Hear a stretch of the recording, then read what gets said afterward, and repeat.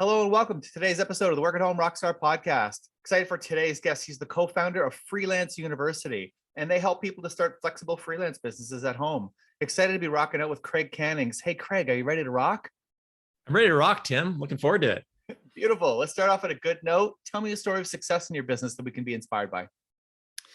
Wow, a success story. I think one of the biggest things, is business is hard, as you all know. And I think and we have actually worked from home since 2003. So this would be year 18 of working from home. However, there was one gap year in between where business wasn't going as well as we'd hoped. We ran into a few hiccups around, I think it was around 2014, and I had to take a real job. Which means going outside my home, putting on some khaki pants or whatever I was wearing. And I was working, with an organization it was about 18 months. But at that point, I thought my business might have been over. I was going to have to go, impress my parents and have a real job now. And what ended up happening was that I started getting re-inspired with my business, realizing I did not want to work for somebody else. This was like the writing on the wall. I was there 2 days and I realized this was not a good fit for me. And so I would spend early mornings, at lunch hours, in the evening, refiguring out a new model for growing our business. And over that 18 months, we totally rejigged the business. It started to really get profitable and grow. And I left that business organization never to go back. And so now it's been like 7 or 8 years back full-time at home. And I think the takeaway for those of you tuning in is that, when you're on your road to success and whatever you think it is in your business, sometimes you need to take a detour, and that's okay. Or there's sometimes an alternative track that you need to go on in order to ultimately reach your goals. And for me, it was taking a year of stepping back, getting a job, refocusing, and it changed the game in terms of what we did in our business. So that's something that I'm really proud of, is that I fortunately only had to go to an office for just a little bit. And now I'm back home working from home in my flexible life. So phew. Wow. Yeah. Well, I admit I've been there too. I didn't actually go get a job, but it was even just the thought of doing it that allowed me to kind of flip around and go, okay, I got to get my stuff together here. This is getting bad. But I'm sure, along a long journey, things just kind of do this sometimes, right? And every once in a while you need to recalibrate yourself, right? You do. And I think we never stop believing that we could build this business, and that there was a long-term vision there. It's just, it required some grit and tenacity, and using my time, the little time that I had, to try to figure out a new plan. And it worked, but it required some grit. Yeah. Some people are just not meant for a cubicle, right? I wasn't, man. I tell you, you just don't get any work done. I'm so productive. I don't typically work 10-hour days unless I'm in some serious work hustle now that I'm at home. But people would always be stopping by the cubicle and literally just, it was like constant traffic. So I don't know how people get done any work done in that context. Yeah. So now, along with these, good notes, there's also many bad notes. And I assume there was some bad notes that led up to you having to go back to a job. But I'm wondering, like, I don't know, is there something that you can share with us, though? Something that didn't go quite as well that we can maybe avoid, or, maybe you can let us know that it's okay if something bad happens to us, right? Well, it's okay if something bad happens. And when I saw that question that you were going to ask me that, I was trying to think of, like, what's the worst thing that happened to me in the context of, like, maybe a job or something. And the first thought, I won't share all the details of this one, because this was probably the most traumatic one, was that when I was in college, I had a job working as I guess they called them a baggage handler. We would basically throw the baggage into the cargo bin of the planes. And I was also tasked with the job of directing the plane to stop on a certain line. So then the thing comes out and connects, and then people start to, leave the plane. Anyways, I wasn't listening as well when I got the instructions on how to do this. And I ended up parking the plane on the wrong line, and I almost crashed it into the actual terminal area. And the pilot, all I could see was, like, I think it was F words. I don't know. All I could see was just a flurry of words as I could look up to him as I was below him. And that was probably the most traumatic sort of work mistake that I ever made. So the only rule of principle is don't park the plane on the wrong line. That would be the, but joking aside, in my business, we run a university for freelancers, as you mentioned in the outset. A number of years ago, we were going to take Latin America by storm, and we had a partner that was going to translate all of our courses into Spanish, and we were going to blitz the market there. And freelancing was growing in places like Colombia and Argentina, and we thought this is going to be our ticket. And the reality is, the partner that we hired ended up not following through. There was always sort of promises, and then it never happened. And I think my mistake was that I hung on too long to the dream of taking our platform to the Latin America. And I realized I was with the wrong partner, but I was so committed to doing this that I was willing to ride it out, and it cost us. It didn't work out. Things didn't happen. And we'll talk maybe a little bit of this later when we talk about building team, but when we work with partners or team members now, we typically hire or partner with people based on the 3 C's. And I wasn't hitting the 3 C's in this partnership. And so it's competency. Is the partner competent and capable to do the task that you're calling them to do? Do they have good character? Are they a good person? Do they have good integrity? And then the third one was chemistry. Do we work well together? And this partner was a really nice person. Like we had a good chemistry, but at the end of the day, they weren't competent, and character-wise, they kind of gave us some false promises. So I've learned a lot about the type of people that I want to work from based on that sort of colossal mistake on my end. So did you have like a gut feeling about it, and then you just kind of ignored it, or was it really a blindside? Well, I think sometimes when you have a dream and something that you want to do, and you're so committed to it that sometimes I think that's exactly what you said, you get blinders on, and you overlook some little red flags here and there because, well, the person's really nice and they're very good communicator.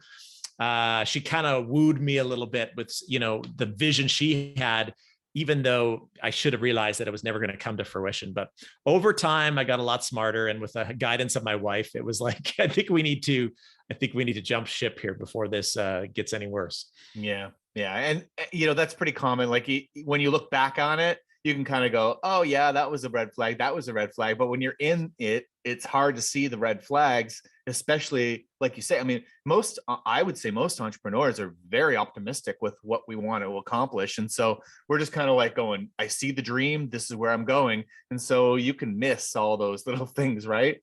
So it's so true. So true. So your answer to that was mainly have like a mission statement to run through, or some sort of like system to run through to hire people. Is that what ended up happening? Yeah. So yeah, those are the 3 things that we look at right now. So when we have about 12 on our team. So we look at competency. Do they have the skills and the track record to do whatever project we need to take on?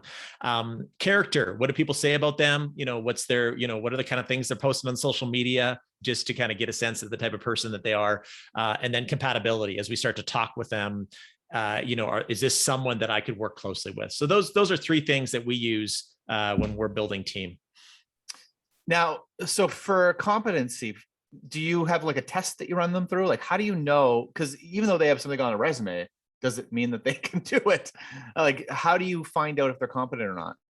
Yeah, sometimes it'll be work samples. So if it's, it's definitely like yourself, being in the design space and WordPress design, it's almost easy, unless they've stolen the design and they're saying, this is my beautiful WordPress site that's actually not mine.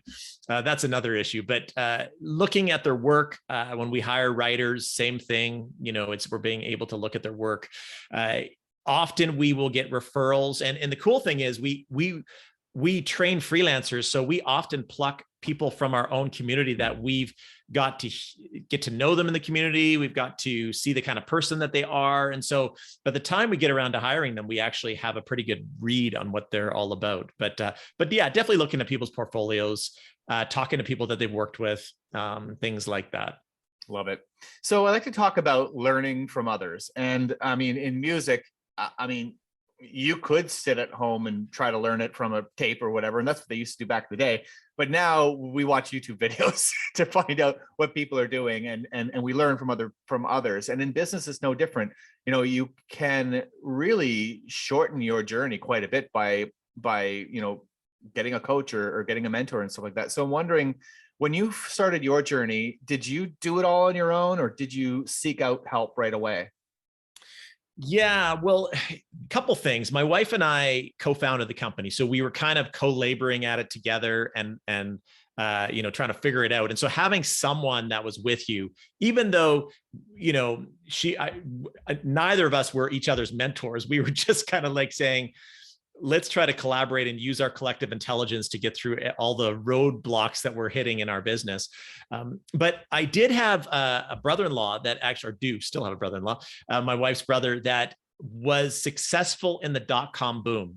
And so he had the foresight to start a company in 1999, did really well. And so even though our business was different than his, I learned a ton from him, just about, how to be a CEO of an internet-based company, and the things you need to think about. And he was different than a lot of the dot-com CEOs back then. He believed in remote work right from the beginning. So he never, in 99, his company never went into an office. It was virtual. Even when there was like 40 or 50 of them, wow, they were remote. And so he gave me a pretty good blueprint on how to work from home, how to hire strategically, and to keep your costs low by not having to lease a space to have people working with you. So having him, and then as I've moved forward in business, having mentors and being a part of masterminds, I'm constantly learning from people, because I can't do, entrepreneurship should not be a lonely journey. You should be doing it in the context of community. At least that's been my experience. Yeah, I agree. So how is it that you find people to learn from? Well, I think, going to different conferences, I've met people over the years when we were, when we were allowed to go to conferences. I know they're popping up here and there again. But yeah, I met one colleague that we built a good relationship with. He had a business. It was through a mutual friend, and a lot of it became through referrals. And then he said, well, hey, I have another guy that I think should join us, because he's got wisdom in e-commerce and these sort of things. And then I said, well, hey, I have another guy that I know. And suddenly there were 4 or 5 of us. And today started with 5. The other fellow went on to other things, but there's 4 of us that have met for 6 years. And we meet almost weekly. We have a Slack group together, and they are the first ones to challenge me when I'm, embarking on a new venture in my business. And they're like, you know what? Not a good idea. And these are the 5 reasons why I tell you this. Or they're the ones that'll encourage you and say, you know what, the launch of your latest product didn't go well. These are the 3 reasons I think it didn't go well. And you got this. You're going to be way better next time. So having those people, and I encourage those that are tuning in you need somebody in your corner, and possibly somebody that's a bit smarter than you, or at least somebody that has a little more experience than you, to give you wisdom when you feel lost, or where you feel you're just not sure what direction to go. Yeah. And I mean, that's the thing, is that it tends to be that a lot of your friends are sort of like, they try to make you comfortable and not necessarily tell you things that make you uncomfortable, right? And that's kind of the big difference between, just going and asking your friends what they think versus finding an actual coach that's going to actually tell you what you need to hear, right? It's so true. I'll give you an example of this, but I think the year was 2016. All of us met in Phoenix, and we rented a house for a week, or I think it was a few days. And we did like these hot seat masterminds where we'd throw the person in for 3 hours. We'd have a whiteboard, and we'd be like, okay, hit us with your problem. And we're just going to, beat you up a little bit. We're going to challenge you. Obviously we were friends. And so there was like a really good camaraderie there. And that was the time that I was in the process of selling courses a la carte. So I had many courses. I was selling individual courses, let's say for $300. And I was constantly launching a new course. And I was so tired. Like I was constantly putting out this course and that course, and some would do really well, and then this course wouldn't do well. And I remember them sitting with me and saying, this model of business that you have right now is crazy making. And they literally one of them went to the whiteboard and started sketching out this idea that turned into what we have today, which is a Netflix model for freelancers, where now we have all our courses neatly under different tracks, but people get access to everything, a learning community. And that model pivot came from the 3 hours that I spent with those guys in Phoenix. And so am I a living proof that, that masterminds and mentorships work? Absolutely. I wouldn't be where I am without it. Love it. So let's talk a little bit about honing the craft, practicing, getting good at what you do. How do you approach those topics? Yeah, this is one of my favorite topics, because obviously I'm in the business of learning. But it's interesting.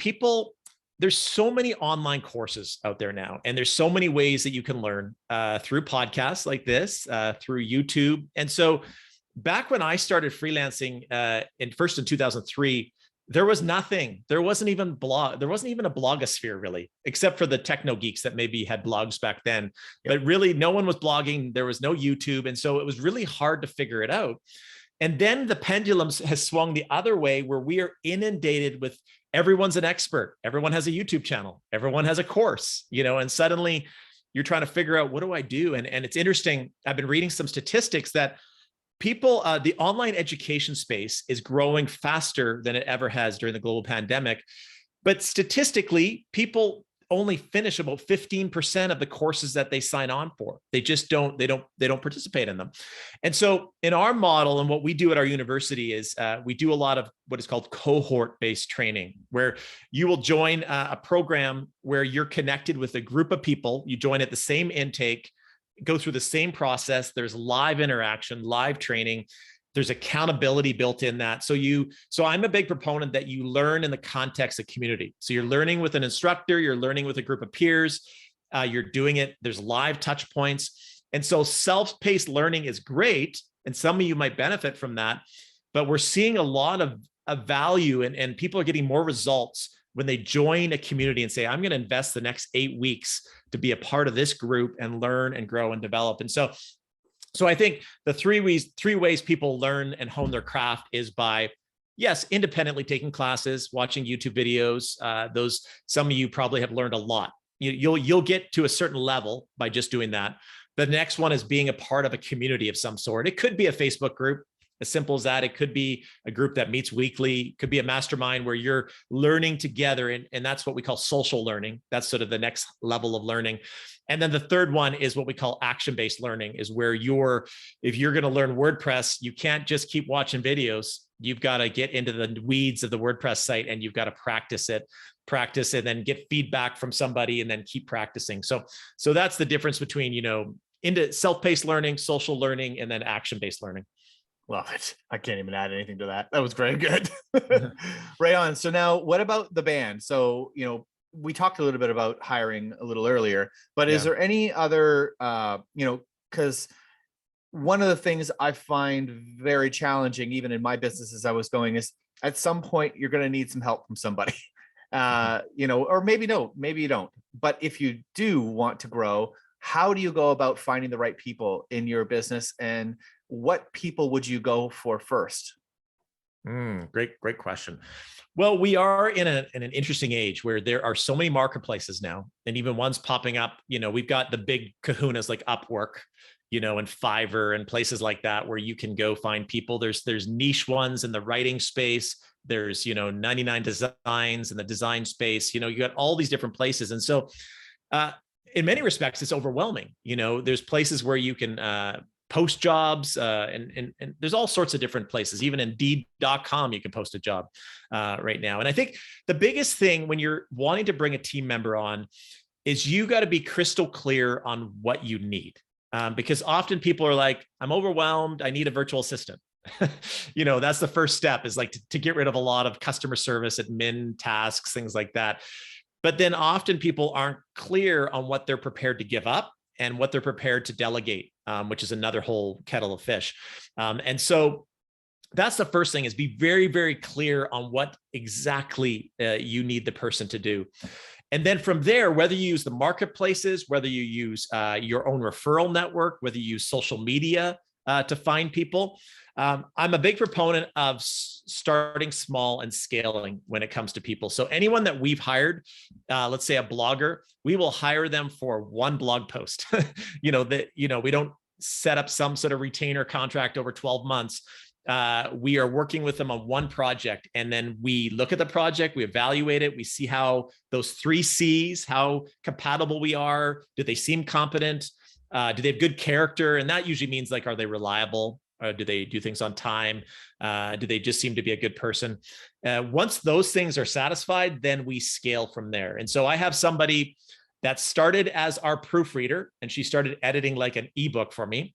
Then she became our blogger, and now she manages all our content. She manages every piece of content that goes out. She edits every piece of content. And it was really a progression of almost moving to full-time freelancing from one small project. And so that's my big takeaway for a lot of you, is start small, because at the end of the day, if it doesn't work out, your investment is not going to bury you. You've spent a small amount of money. And some people will even go and say, I'll hire 3 writers, give them each a small task, a small project, and then I'll pick the best and continue with them. I mean, that's another sort of hiring strategy as well. Love it. Yeah. I actually made that mistake a couple times, actually. You'd think that I would learn the first time, but of like just getting overwhelmed and going, I need to hire somebody, and then just try to hire somebody, but not being very clear about what you need, and then end up not getting anything that I wanted. So I definitely hear what you're saying. And so then do you have any tips on how you can prepare to hire?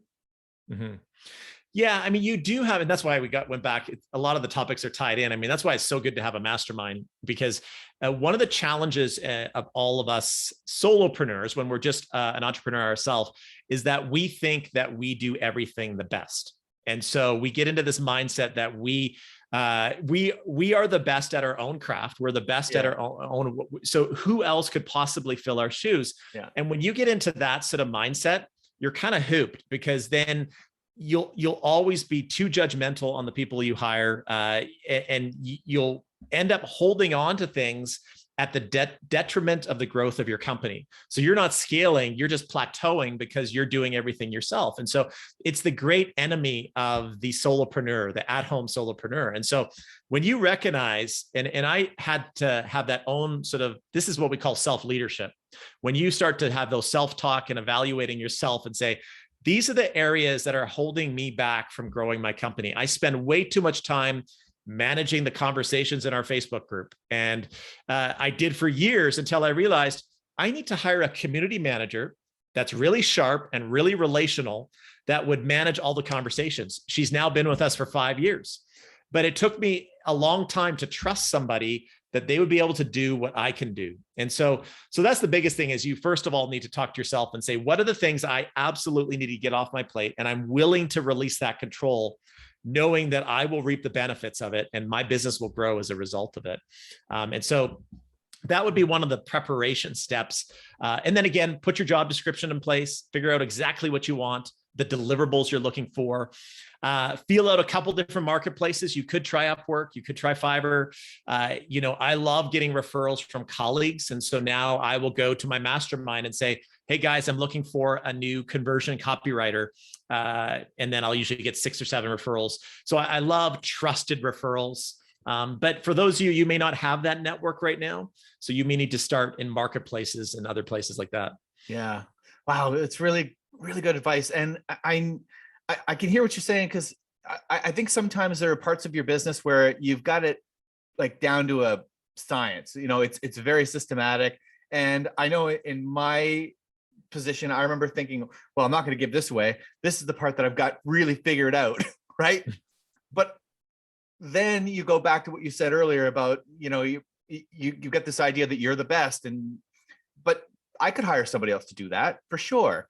So, and not only that, but it's very systemized. I know exactly what I'm doing. I've got it all kind of laid out. It would be the easiest thing to give off to somebody else, right? Wouldn't it? Yeah. And you bring up a good point. I mean, this is something that we've kind of grown up as business owners. We're more mature than we used to be when we were pretty immature early on.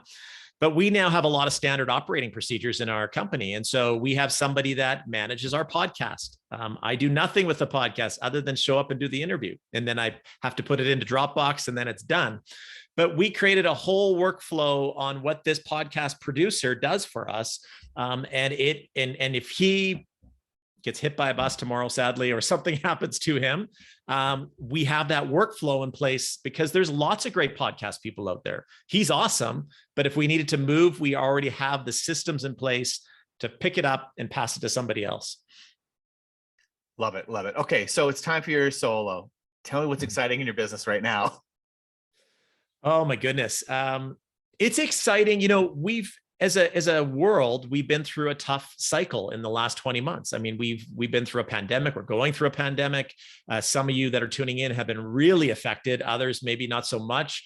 But it was exciting and is exciting to be in the freelance space because we saw so many of our newest students get laid off due to COVID. They lost their jobs or they wanted to figure out how to work from home. And it was so cool when you would read the headlines of our business, or sorry, the headlines of the news, it was always doom and gloom. Bad stuff was happening. This is going back like about 8 months ago, maybe late 2020. But then you would come into our community and you'd see people, hey, I just landed my third client. You would see all of these success stories. These people were killing it from home, growing businesses, and they were turning off the news. and we saw such success. So I think the thing for us that I'm most proud of is that we were able to be a help for so many people during what was probably some of the most uncertain times of their lives. They lost their job. We're not sure where this pandemic's going to take us as a society. And they started to see success in their freelance business and realize I could technically not leave my home. Maybe I'd get my groceries delivered or whatever. And I could be making more money and having a more fulfilling life than when I was commuting every day. And so you hear enough of those stories, it just continues to fire us up to do more and more of this. And we're excited about the growing freelance sort of economy that's kind of happening before our eyes. I love what you're saying. That's what the Work at Home Rockstar is all about, is helping people to actually make that transition. So how do people find out more about your programs? Yeah, you can visit us at freelanceu, the letter U, freelanceu.com. We have lots of free training. So come and check out great content at our podcast, our blog. We've got free guides and free courses you can check out. We also open our university a couple times a year, and you can definitely join the wait list for our next intake coming up very soon. And so we look forward to helping you along your journey. If you're wanting to start a business from home as a freelancer, we've been doing it a long time, and all of our instructors are all freelancers. And so we all speak the language, we all have the track record, and we're the kind of people to help you do that from home. So I have a question, like, what would be the ideal person to that you're looking for? Are you looking for people that already have an idea of what they want to do, or are you going to help them find that idea? Both and. So we worked in the last year because there were a lot of people pivoting to a brand new venture that didn't know it very little. They knew very little about freelancing. We have a whole startup system. And so if you're starting from scratch, we have an assessment tool that helps you, almost like a personality profile test for freelancers that helps you figure out, oh, this is something that I think I could be good at, or this is the kind of training I should test out. And so we do a lot of that assessment on the front end. We go through the nitty-gritty of starting the business and then do the skills training. Okay, we got to teach you how to use ConvertKit, or we got to teach you the fundamentals of digital marketing, because that's so important to know.